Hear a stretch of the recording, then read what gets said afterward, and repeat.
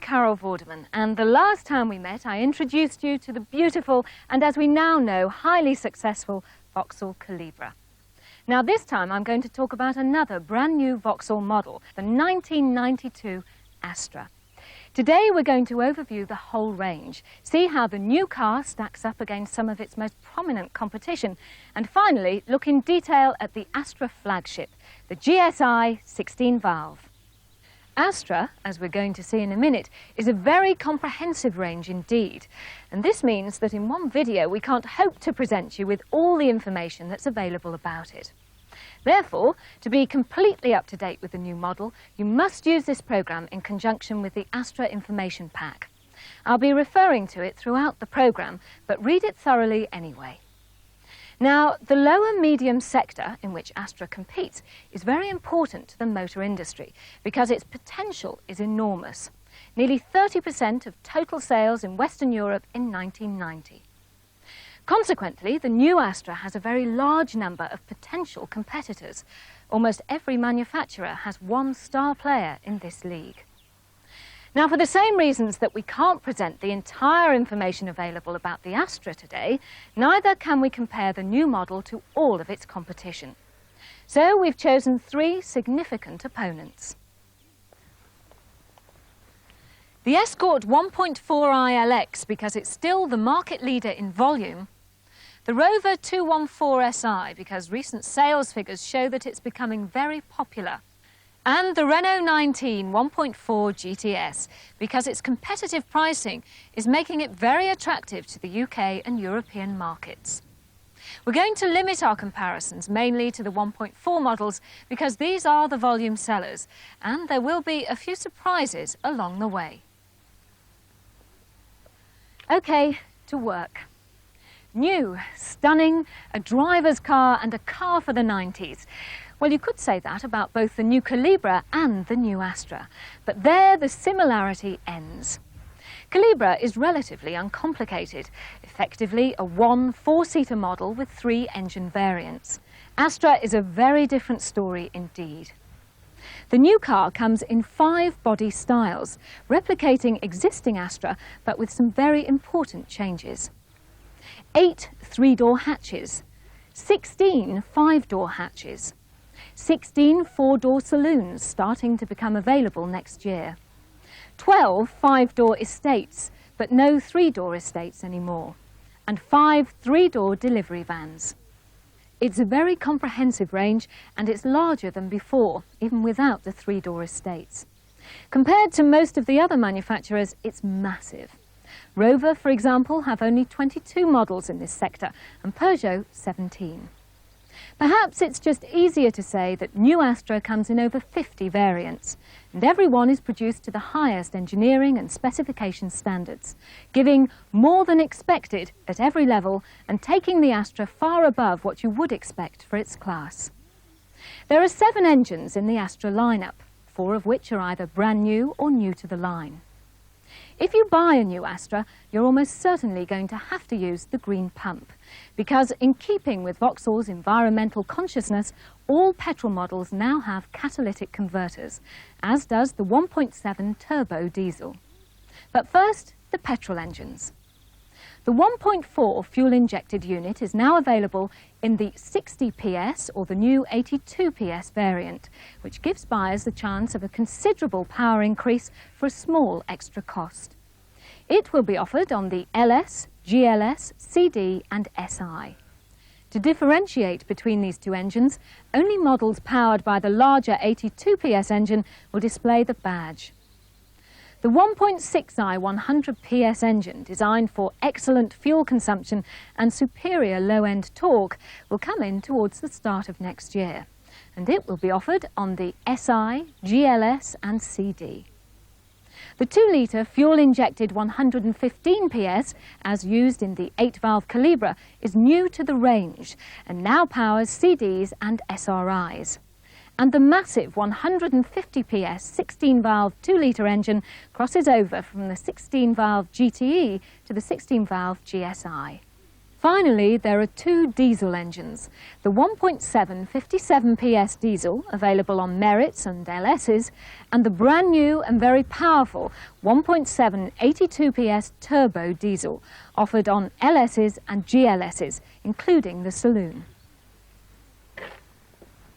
The 1.7 turbo diesel engine, used for example in this GLS estate, is very interesting. Its availability reflects the growing demand for diesel products in the UK.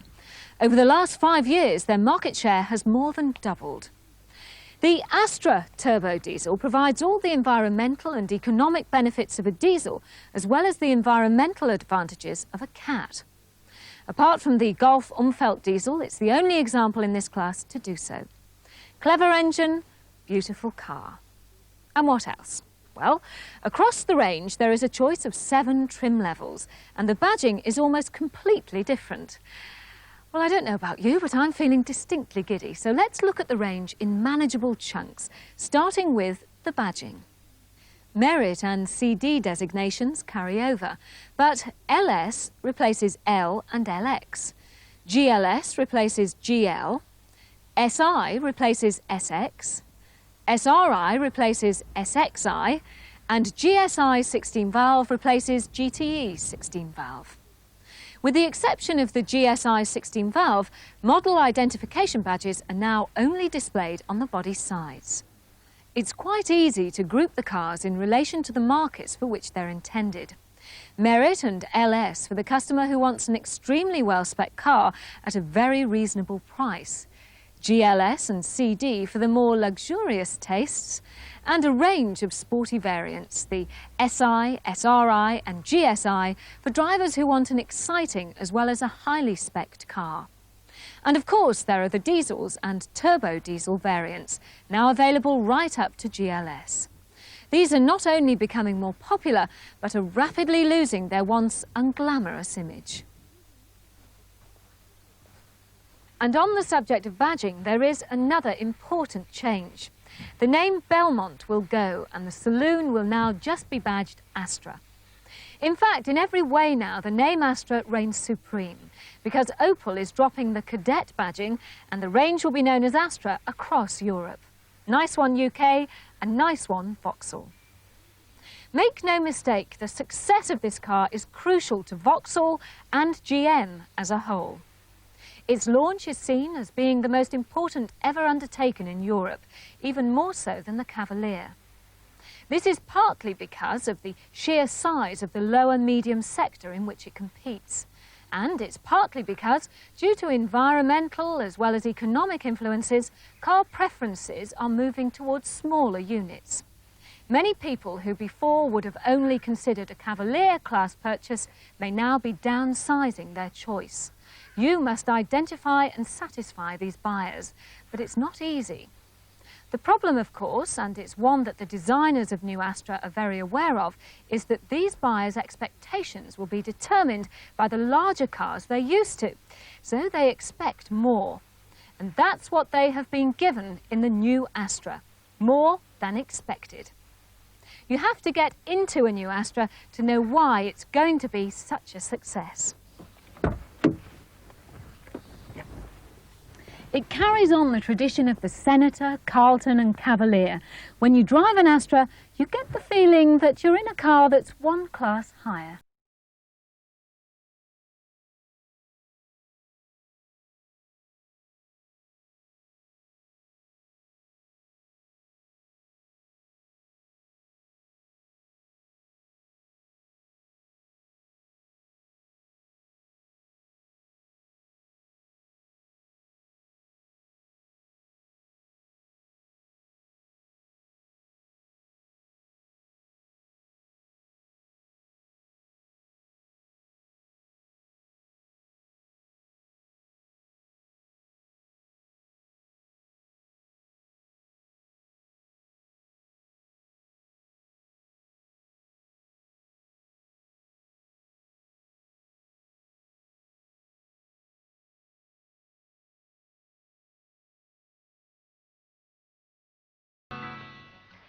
To go into all the new car's features and improvements would take a very long time, and they are all in your information pack.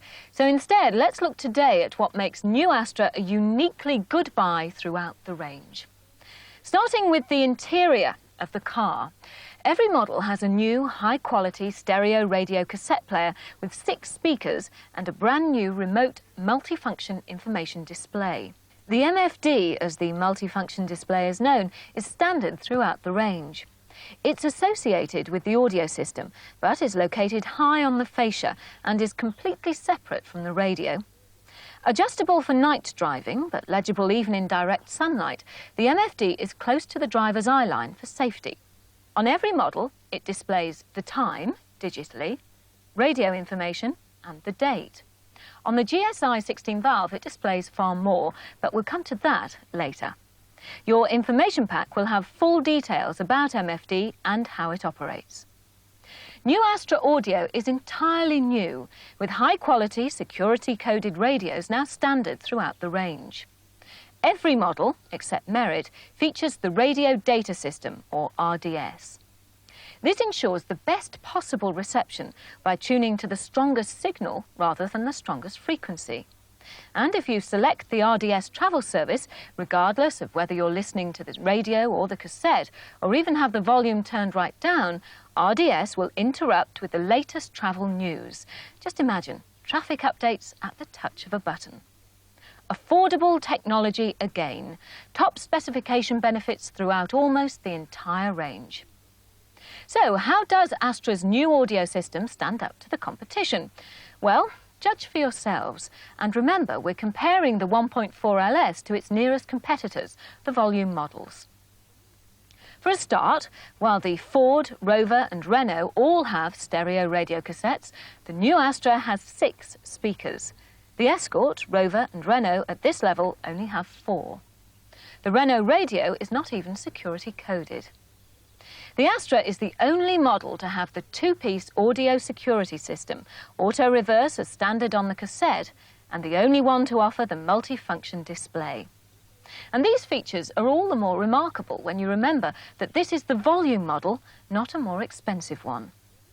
OK, moving along. This is another of Astra's class-beating features, the pollen filter.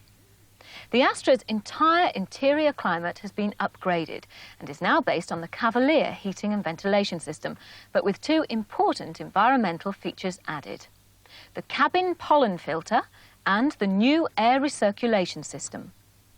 Using a replaceable membrane, the cabin pollen filter is standard and takes out virtually 100% of pollen and spores. Hay fever sufferers are certainly going to appreciate it. The new Astra will be the first car in its class to offer this feature. The competition has nothing like it. Also new is the air recirculation system, which, with the pollen filter, will provide more pleasant and fresher air for everyone in the cabin. It's particularly useful in heavy traffic and anywhere where there are dense fumes. Operated by this vacuum switch, which has a warning light to show when it's in operation, the system replaces exterior air drawn into the car with recycled clean interior air. And as a bonus, it also allows the car to warm up quickly on cold mornings, and that's the bit I like best. The Rover also has an air recirculation system, but without the pollen filter. The Escort and Renault have neither.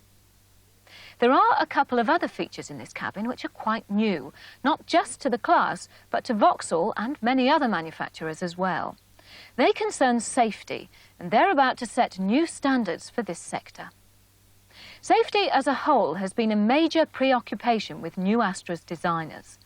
The new Astra is the first GM European car, for example, to feature specially reinforced doors. These have dual steel bars which extend from the front to rear door edges and provide valuable extra protection in the event of a side collision. In this class at present, only the Volvo 340 features impact bars in its doors. But what it does not have is this, Astra's new body lock restraint, which is fitted to both front seats. In simple terms, this very sophisticated device, again explained in full in your information pack, tightens the front seat lap and shoulder belts simultaneously in less than 22 thousandths of a second after a frontal collision. The benefits of this feature are enormous. Along with the anti-submarining ramps in the seats, it helps to prevent people sliding under the belts as a result of the tremendous forces which are created during an impact. Compared with the conventional lap and inertia belt system, the tensioner, by taking out the slack in the seat belt, can considerably reduce head, chest and soft tissue injuries. In the UK at present, only some of the most expensive executive cars offer this feature, and the Escort, ROVR and Renault most certainly do not. Another Astra first. In addition, all front and rear seatbelts are also now fully height adjustable. Adult or child, the passenger can be both comfortable and safe. None of our competitors can match this level of concern. And certain principles of advanced chassis technology, those which are appropriate to the Astra front-wheel drive design, are now standard across the range. And ABS is provided far further down the line than before and is optional on all other models. And these are just some of the improvements that you'll find on a new Astra. So let's now walk around the car and see how it differs from its predecessor. From the front, new Astra is very much new generation Vauxhall. Low and wedge-shaped with a slim grille in which the Griffin badge is centrally and neatly inserted. Headlamps are also slimline and are flanked by indicators that intensify the sculptured wraparound look that epitomises 1990s Vauxhall. Electric headlamp levelling, by the way, is standard. It isn't on the Renault 19, Escort or ROVR 214SI. The bumpers are manufactured to a new design and are set higher than those on the outgoing Astra. The overall impression is certainly not one of blandness, which is a criticism thrown at least two of our competitors here, and indeed even at the lower range old Astras. The visual impact is rather one of strength. It just looks like a powerful car, and this is borne out when you open up the bonnet. The 1.4i has a new engine, which produces 82 PS at 5,800 revs, with a torque of 113 Newton-meters at 3,400 revs. Only the ROVR is more powerful than this. The Escort is over 10% down on horsepower and 9% down on torque. The Renault is slightly less on both counts. 0 to 62.5 takes the Astra 1.4i 13 seconds, and its top speed is 109 miles per hour, better than any of the competitors here. This is particularly surprising because even in this age of environmental consciousness, the Renault still doesn't have a catalytic converter. Cars without cats, of course, tend to be faster than those that have them, but even so, the Astra's top speed is higher with a catalytic converter than the Renault's without. The Astra is also very nippy, and the turning circle, while it equals the Escort's, is smaller than both the ROVR's and the Renault's. Now, engines may make you think of speed and performance, but they make me think of service. And this is where the Astra really scores. Service intervals will be the usual 9,000 miles, not 6,000 as on the other models here. And the car doesn't need the 1,000 to 1,500 mile preliminary check required by Ford and ROVR. Altogether, that makes for a very considerable saving in running costs, particularly when parts and accessories are taken into consideration. The Renault loses out particularly badly here. So we obviously have a practical car in the new Astra. The question is it a car to make people's heads turn as well? Well, that, of course, is a matter of design, and design is subjective. But nevertheless, there are features that will mark out the Astra as being special. One of these is the use of glass, because it's in this respect that the car comes into its own. For a start, Astra's front and rear screens have been moved outwards to improve interior roominess and to realign the overall profile. The windscreen is now tinted and has a shade band, not a feature offered by the other manufacturers represented here. And there's now much more glass in the car, giving vastly improved visibility, especially to the rear. Across all the new body styles, there is now an average 18% more glass than on their predecessors, and this adds considerably to the feeling of spaciousness within the car. And on this subject, tilt-slide glass sunroofs are standard, as they are currently, except on the Merit. The 6-light window treatment, as here, is a feature of the 4- and 5-door and estate models, and is accentuated by these slim black C-pillars. A long sheet of glass which is almost continuous from front to back.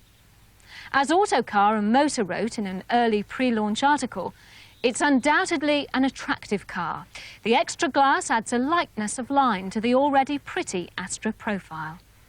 Good visibility, of course, as well as good looks, was a prime new Astra design objective, particularly as its predecessor had been criticised for this aspect. And this has now been addressed. The additional glass, 6-window treatment on all but the 3-door hatches, and the moving out of the front and rear screens has resulted in almost unrestricted 360-degree visibility. On a practical level, all glass is etched for security, and one-touch electric driver's windows are standard from this model, the 82 PS 1.4i LS, upwards. And central and security deadlocking are now standard throughout, except for the Merits. So how does all this compare? Well, the Ford has electric front windows, but not the Renault 19 or the Rover 214SI. The difference is that the driver's window on the Astra features one-touch operation, which none of the competitors offer. Goal to Astra. And while the Rover and Ford, like the Astra, offer central locking as standard, the Renault doesn't. And only the Astra features the security deadlocking facility. The one-piece tailgate again has a deep glass area for added driver visibility. It opens right down to bumper level, so there's no problem in putting in heavy loads. And the push-button lock is rounded and easy to use. Because passenger space has been reorganised to give more room for backseat passengers, hatch load capacity with the back seats up is slightly less than in the old Astra. But this is compensated by the seat down capacity, which increases by a massive 7.1 cubic feet. And even though, as we'll see in a minute, the Astra is more spacious in almost every way than its competitors here, its hatch load space is still very comparable, and with the back seats down, considerably larger than the Escorts. Now, as we're at the rear of the hatch, this is the obvious time to look closely at the variant where the rear is perhaps of the most importance, the Estate. Personally, I think that this Estate is a very pretty car, not just the tried and trusty workhorse that we always used to hear about. It too has far more glass than its predecessor, new sculptured lines and a raised roof section, features which make it look far more streamlined and less utilitarian than before. And this is precisely what the designers were trying to achieve. A car with practical applications, which also looks elegant and can be used on all the occasions that only saloons used to be thought fit for. For all its good looks, the Astra Estate is certainly a practical car. From the bumpers to the B-pillar, the car is pure Astra. Beyond this, the capacity of the 66.2-inch load length when the back seats are down is nearly 58 cubic feet. There's almost 6 cubic feet more than in the Sierra Estate, which is considered to compete in a class higher. Back seats up, load capacity is 2.5 cubic feet more than the Sierra. In fact, all Astra Estate's cargo dimensions have been improved so much that the vehicle must now move into the medium-size estate market rather than the compact sector, where it was firmly positioned previously. The raised section provides additional cargo space and extra rigidity for greater safety. The roof at this point is fully 2 inches taller than the Escort Estate and a whacking 5.5 inches higher than the Sierra Estate. In fact, the Sierra Estate fares pretty dismally across the board against the new Astra, which beats it on seat-down capacity, seat-up capacity, length of load deck, load width and wheel arch space. If you're using the Astra Estate to carry people as well, or instead of things, the additional glass at the rear makes backseat travelling a lot more comfortable and airy. Not so much a workhorse as a pedigree racehorse, if you ask me. Of course, there is a true workhorse in the range, and it's this, the new Astra van.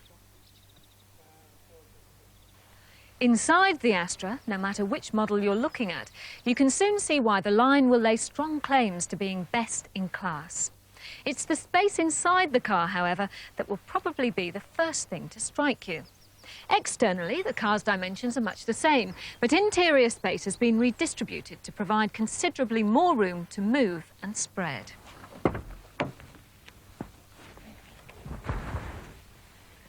When you get into this car, you immediately get the impression that the car is bigger than its predecessor.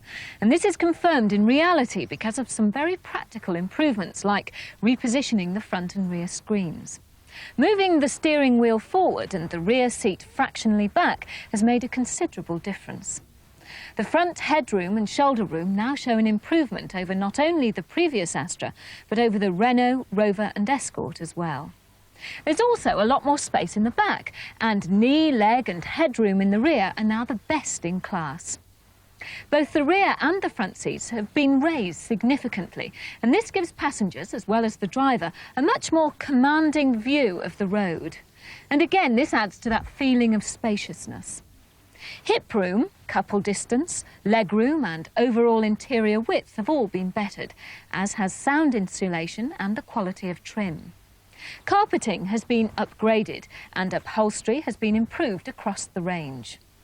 Don't forget either about the standard height-adjustable rear seat belts, fold-away grab handles and useful rear door bins, none of which our competitors here offer.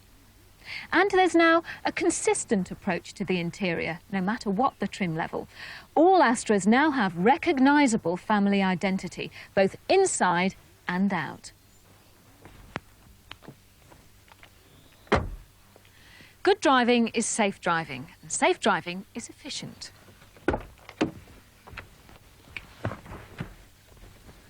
This is helped in the new Astra by this completely new fascia. Set lower down than previously, this allows the driver a better view of the road. This new fascia and this long centre console gives a strong cockpit image to the cabin and reinforces the feeling of professional driving efficiency. The high-tech, soft-feel instrument presentation and the fascia's finish generally makes the car, even at the lowest trim level, look expensive. Instrumentation, as you can see, is comprehensive, and panel dimmers are now standard throughout, but not on our competitive cars. They don't have them at all. The Astra, in fact, looks after its drivers very well. It's the only one of our 4 competitive models to offer a front seat height adjuster, a driver's sun visor ticket pocket and a height-adjustable driving mirror, quite apart from the unique security and convenience of the multifunction display, which of course our competitors here don't have. So what about drive and performance? The engineering aims for Astra were to make the car a class better in terms of noise, ride and handling, and to give the car a really solid feel. Well, let's see if they've succeeded.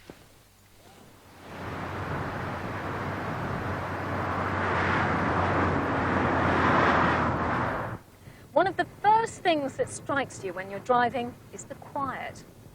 The Astra's low CD factor helps here, of course, because the smooth outline of the car means that wind noise is lessened. The 1992 Astra is a totally new design, but like Cavalier, it's evolutionary rather than revolutionary. It's built on Carlton and Senator expertise, and most particularly on experience gained on the development of Cavalier. In handling tests, the new Astra was found to better its predecessor in every aspect, including cornering and straight-line behaviour, steering response, and a general feeling of safety. And when you consider the current Astra regularly beats the new Escort in road tests, you can imagine how the new Astra will be. New Astra is a driver's car in every sense, but it's also environmentally conscious. And this is not just because the range is almost entirely standardised on CATs, it's also in the way it's been manufactured. From the water-based paints used in its production to the large number of recyclable components, the Astra has been designed to preserve rather than destroy the environment. For every car manufacturer, there's a long way to go yet, but in this car you really can see environmental considerations and environmental engineering at work. So an exciting and comprehensive range, which at the volume as well as the more expensive levels stands up more than well to the competition. As a package, it's remarkably generous. We've mainly highlighted the features which its competitors don't offer, but take into consideration the many features now common to them all, and every car is pretty well spec'd nowadays, and the Astra becomes a most impressive purchase indeed. It's a range, however, that will become the more impressive because of one extraordinarily impressive model, particularly for this class, the GSI 16-valve. This has been called the ultimate Astra, and from its styling you can see why. Deep front and rear spoilers, dark rear lamp lenses, a special two-part grille, sill extensions, colour-keyed bumpers and special fog lamps and indicators. The car looks both massively strong and sleek at the same time. It has a different bonnet to the rest of the line and specific badging that's actually positioned on the spoiler. At the rear there are twin exhausts, of course, a body-coloured spoiler and the Griffin standing alone to maintain the strong, uncluttered image. The visual impact of this model is seen to be so important that 4 colours, specially chosen to complement the styling, have been selected for the body.